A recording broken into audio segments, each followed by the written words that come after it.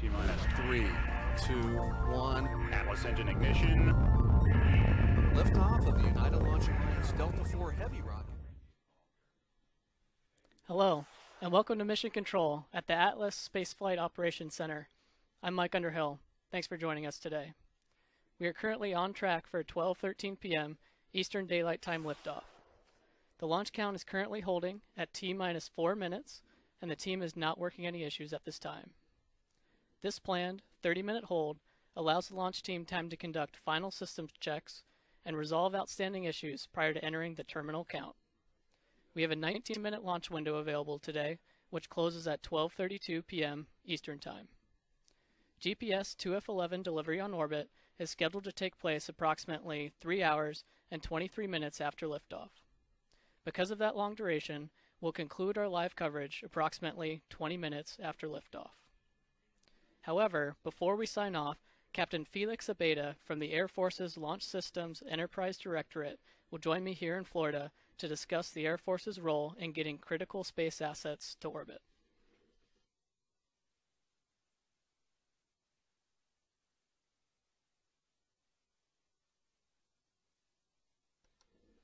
ULA is using the Atlas V 401 configuration to launch GPS 2F-11. This is the 59th Atlas V Evolved Expendable Launch Vehicle flight since the inaugural launch in 2002, the 29th flight of the 401, and ULA's 102nd mission. A number of important milestones took place leading up to launch. The Atlas V launch vehicle is produced in Decatur, Alabama, and Harlingen, Texas.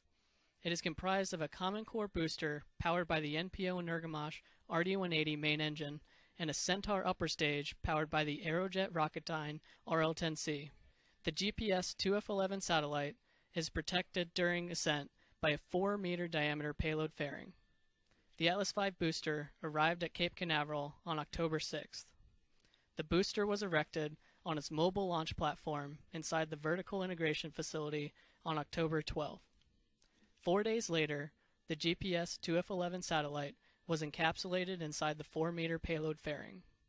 Then, on October 21st, the encapsulated payload fairing was transported to the Vertical Integration Facility and mated to the Atlas V rocket.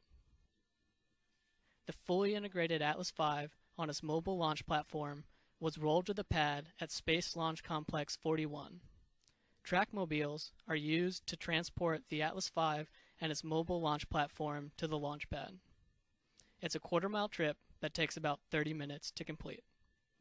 Once the mobile launch platform reaches its park position at the pad, the team conducts final securing.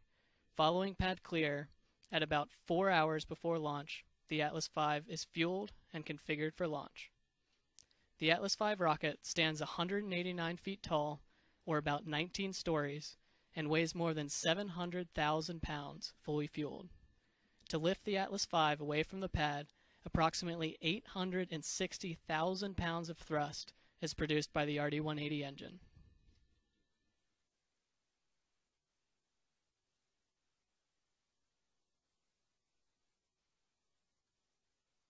The following profile details the important events of this mission using approximate times. 5, 4, 3, 2, 1, 0. And liftoff of the Atlas V rocket. The Atlas RD-180 main engine ignites to lift the vehicle away from the pad. Shortly after liftoff, Atlas begins its initial pitch, yaw, and roll maneuvers to attain the proper ascent profile and minimize aerodynamic loads.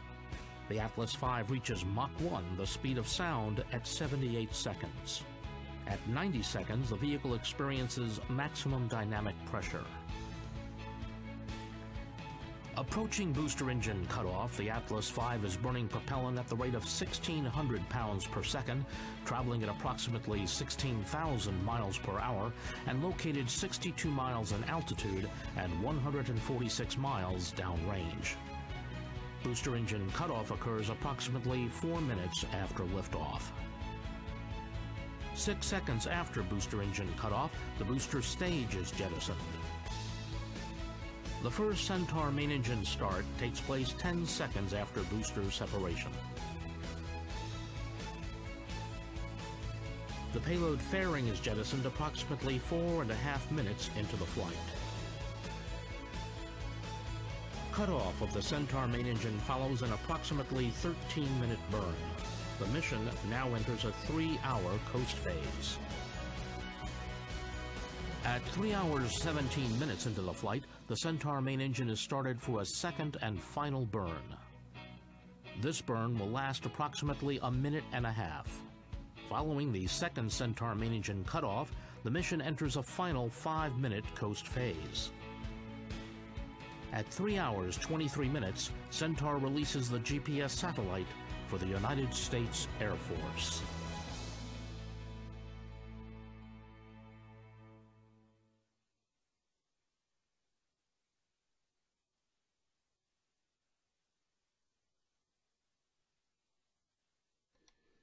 This is Atlas Mission Control at T-minus 4 minutes and holding.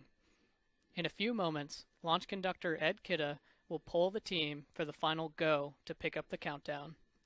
27 engineers and managers will be polled for system status and readiness to proceed. This is the final status check before launch for all Atlas vehicle systems, ground systems, the spacecraft, and the U.S. Air Force Eastern Range.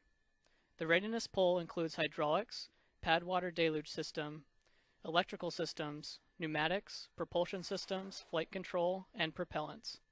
Let's listen in as launch conductor Ed Kidda performs the final polling of the team.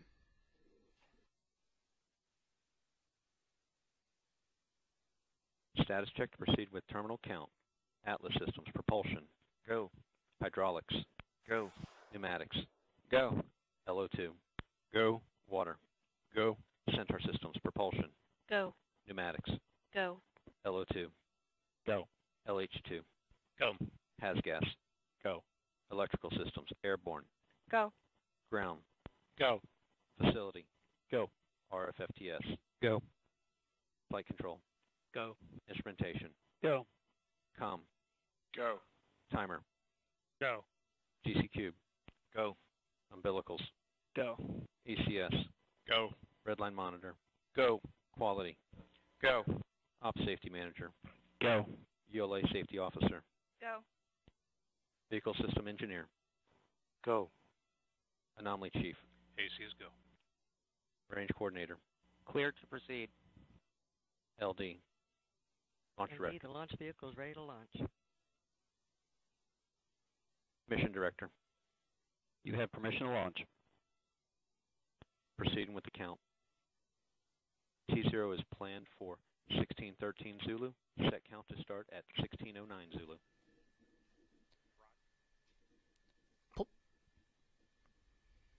Polling is complete, and the team is given the go for launch. The countdown will resume in approximately 2 minutes. From T-minus 4 minutes until launch, you will be listening to launch conductor Ed Kidda and his team performing the final steps in the countdown procedure. You'll hear the team confirm securing of Atlas liquid oxygen topping, followed by the call to transfer the Atlas and Centaur stages from ground facility power to internal battery power. At T-minus 1 minute 55 seconds, the team will command the launch sequencer to start, followed shortly by the securing of the Centaur liquid hydrogen and liquid oxygen topping activity. At T-minus 1 minute 40 seconds, the team will command the flight control system to launch enable and arm the flight termination system. In the final minute, the Atlas tanks will be verified at flight pressures, followed with verification of the Centaur tank pressures. A final status check of the Atlas Centaur and GPS IIF-11 readiness is conducted at T-minus 25 seconds. Seconds before liftoff, the RD-180 engine ignites and performs a health check before lifting the vehicle off the pad. After liftoff, you'll hear the voice of Marty Melanowski providing launch vehicle ascent data.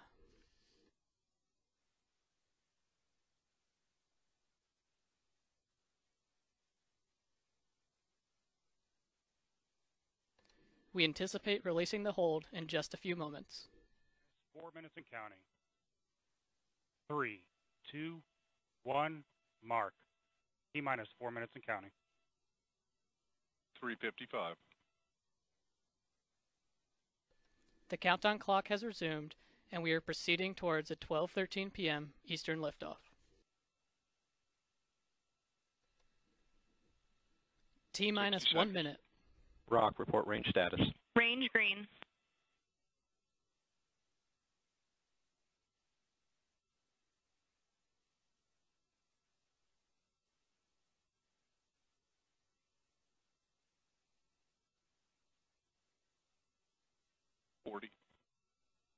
Stable at step 3.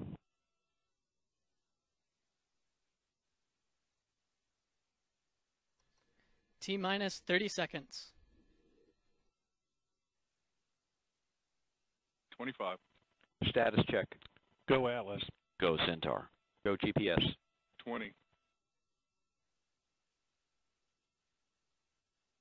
15. T minus 10, 9, 8, 7, 6, 5, 4, 3, 2, 1. We have RD-180 ignition, and we have liftoff of the United Launch Alliance Atlas V rocket carrying the 11th GPS 2F satellite for the United States Air Force. The Global Positioning System provides worldwide positioning, navigation, and timing service for military and civilian users.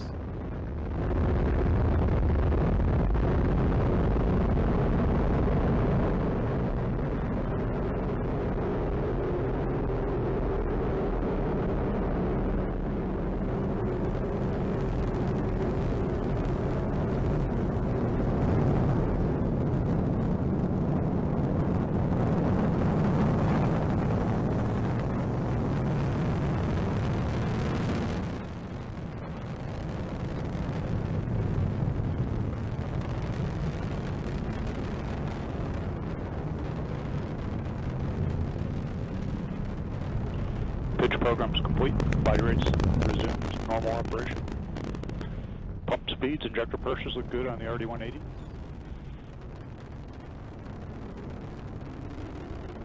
You're hearing the voice of Marty Malinowski providing launch vehicle ascent data.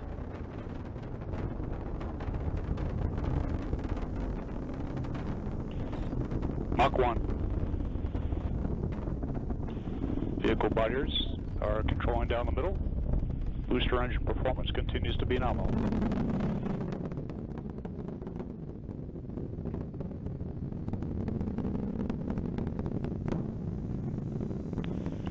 Flight track shows the vehicle right down the middle corridor. We have passed max dynamic pressure.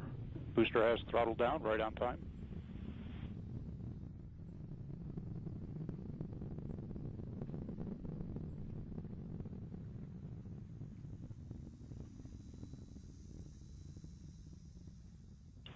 And we've begun flying Q alpha limited steering. Body rates continue to look good. Booster engine performance is good.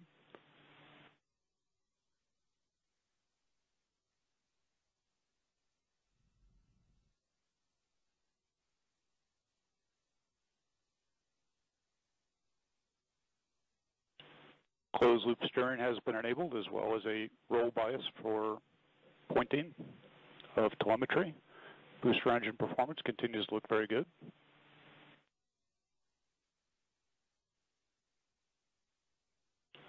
Our CS pyro valve has been fired. System's now pressurizing the flight level. Signatures look good. Currently accelerating at 3 Gs. Booster engine continues to look very good.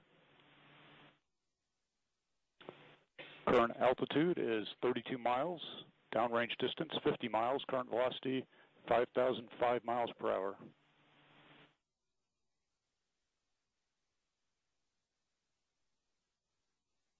Coming up on our next booster throttle segment.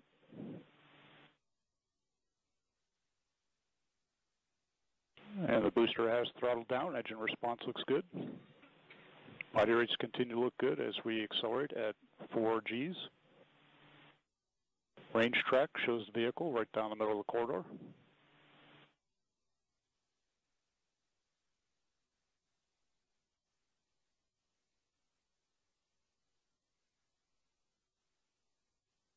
And we've begun flying our 5G throttle segment. Boost phase cool down is underway.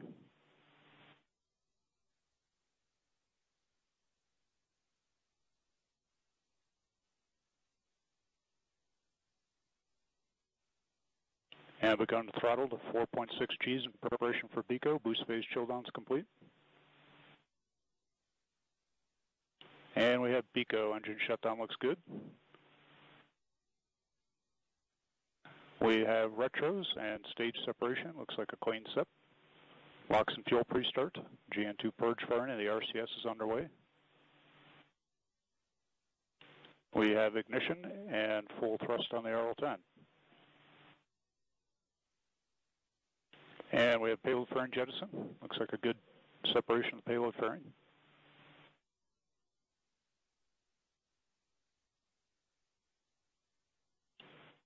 Centaur closed loop steering is underway.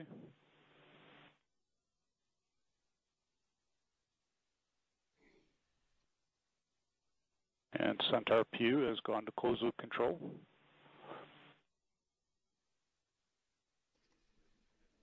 This is Atlas Mission Control at T plus 5 minutes and counting. We've just heard Marty Malinowski report the successful execution of events comprising the early part of today's mission, and all systems continue to operate nominally. The mission is currently in the first of 2 Centaur engine burns. Our next event, Centaur main engine cutoff, will occur in approximately 12 minutes.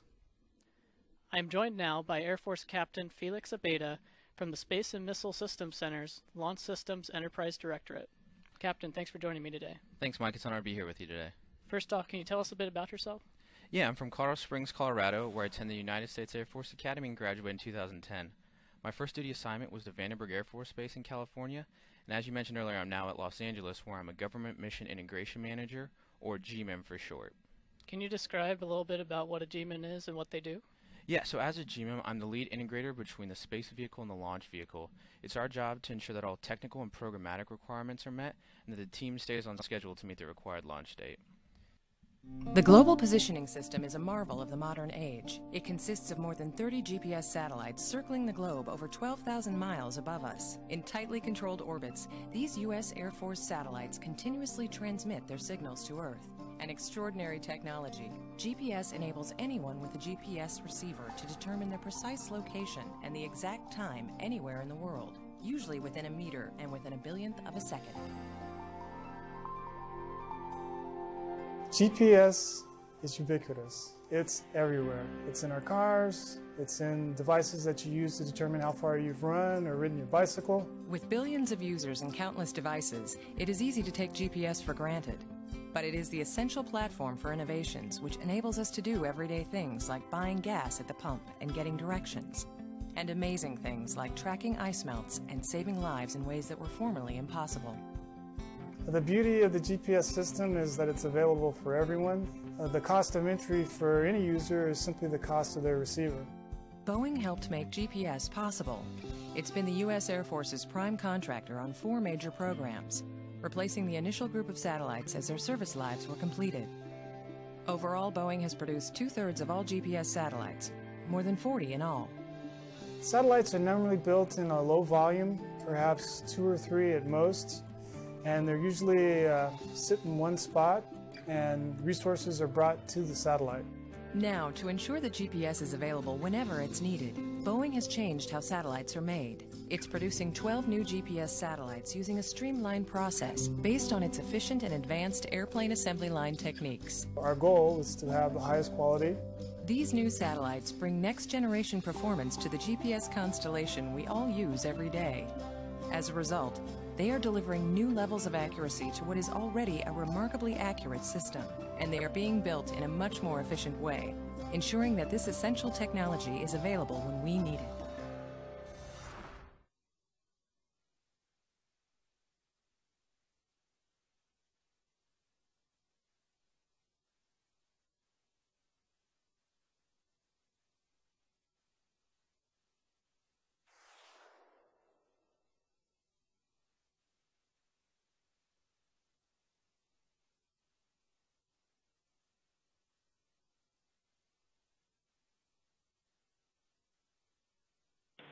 And having some data quality issues, but data has resumed. All looks good. RL-10 continues to perform well. PU controlling near nominal at this point in the burn.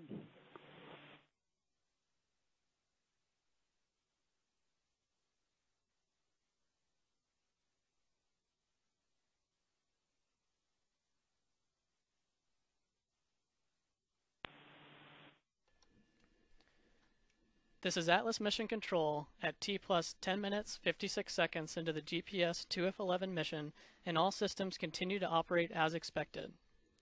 The Atlas Centaur second stage and GPS satellite are currently located over the North Atlantic Ocean, southeast of Greenland. Our next event, the first Centaur main engine cutoff, or MECO 1, is scheduled to take place in about 6 minutes. Here's Marty Malinowski.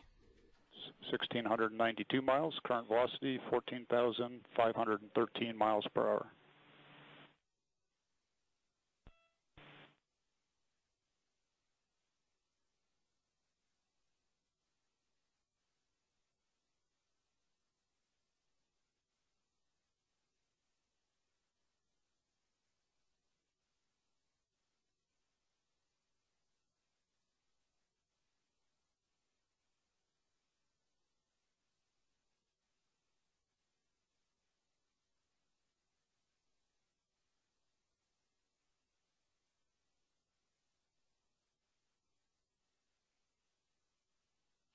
Five minutes remain in this 12-minute, 42-second burn. All systems continue to look very good. PU controlling at nominal. Tank pressures are stable. Body rates 0.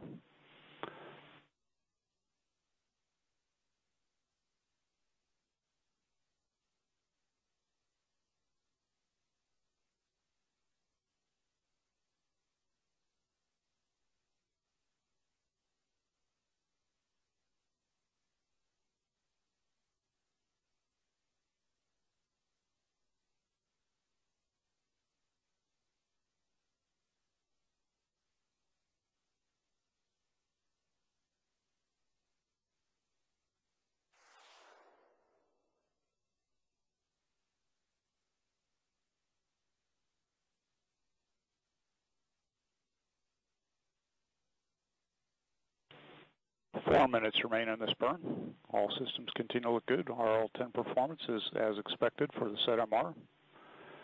RCS line temperatures look good.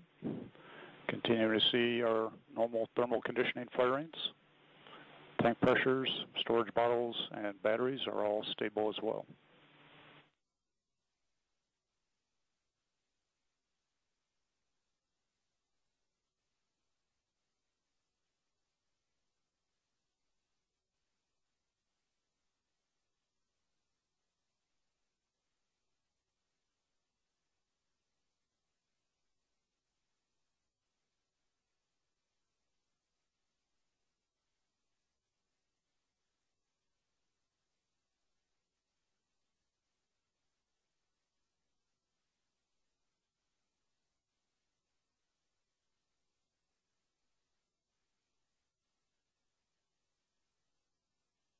And we have IIP vanish. Centaur is now orbital at an altitude of 204 miles, downrange distance of 2,593 miles. The current velocity 17,647 miles per hour.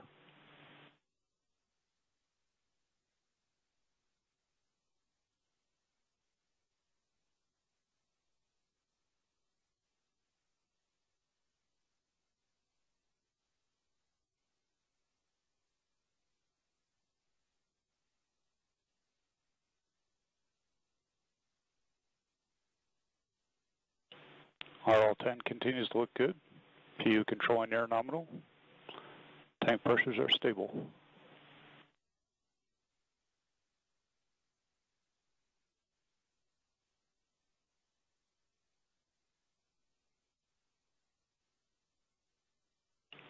Two minutes to MECO.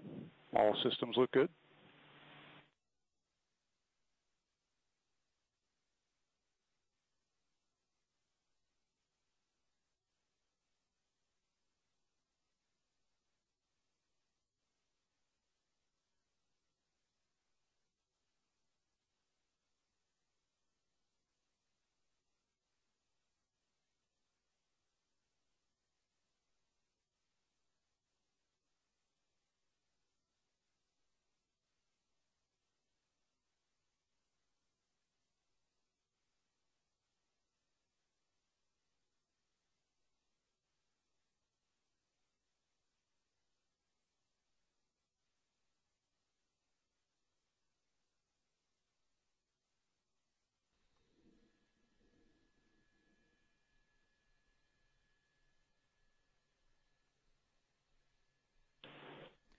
Our next event, the first Centaur main engine cutoff, is scheduled to take place in about 1 minute. Here's Marty Malinowski.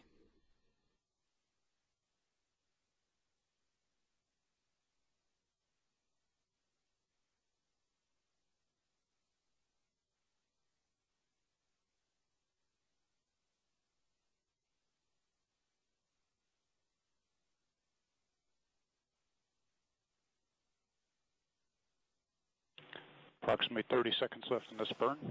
RL-10 continues to perform well. All systems look good.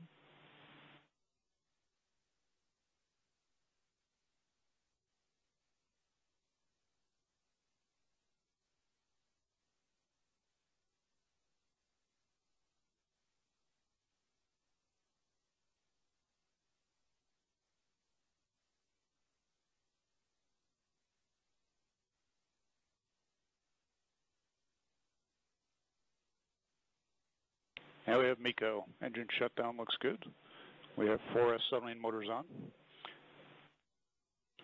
We have begun our turn to our PTC attitude, as well as begun our spin up to our PTC roll rate of 1 degree per second. Fuel tanks have been vented down and are currently stable. Bus and battery voltages look good.